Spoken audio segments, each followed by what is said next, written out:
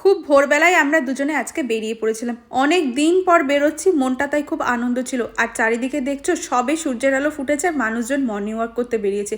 আর এতটাই ঠান্ডা পড়েছিল, মনে হচ্ছিল যেন শীত পুরোপুরি ডিসেম্বর মাস।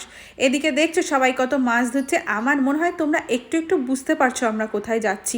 আর এদিকে এত ঠান্ডা লাগছিল, আমি মাথায় ভালো করে ওড়নাটা দিয়ে নিয়েছিলাম। আর দেখছো আজকে ছিল গুরু পূর্ণিমা। হ্যাঁ, তোমরা ঠিকই বুঝেছো যে আমরা আজকে বড় মার কাছে যাচ্ছি। বড় মার কাছে আমরা 3 মাস পর পুজো দিতে যাচ্ছি। অনেকটা ডিস্টেন্স হয়ে গিয়েছিল নানান কারণের জন্য। আর মায়ের কাছে পুজো না দিতে গেলে না আমাদের মন একদমই ভালো লাগে না, কারণ মাই হচ্ছে আমাদের কাছে সর্বের সর্বা। দুজনে মিলে তাই লাইনে দাঁড়িয়ে পড়েছিলাম। আর অনেক ভোর ভোর বেরিয়েও কোনো কি দেখছো কত লোক, কাতারে কাতারে লোক ছিল জানো তো। আমি মায়ের কাছে প্রথম এত লোক, এতটা লাইনের সম্মুখীন হয়েছি। যতবারই গিয়েছি এতটা ভিড়ে আমি পড়তে হয়নি। তারপরে মাকে পুজো দিয়ে ওখান থেকে শিব ঠাকুর কিনে নিয়ে আমরা বাড়ি চলে এসেছি। আজকের মতো টাটা।